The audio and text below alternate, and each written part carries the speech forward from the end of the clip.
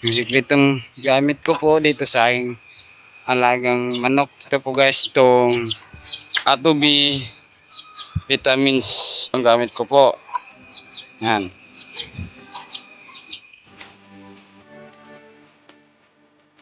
Ang feeds na ginamit ko yung starter mass na may chicken layer concentrate po ang yung nagamit ko po dito sa pagkain.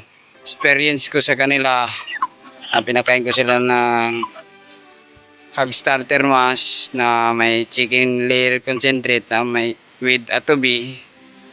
Mabilis na naman sila lumaki, siksik yung katawan, tataba, mabigat sa timbang. Yan.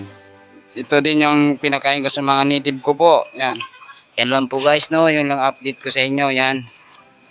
Kita nyo, dito lang po tayo sa village po yan, no, sa mga tabi, at saka tabi ng daan.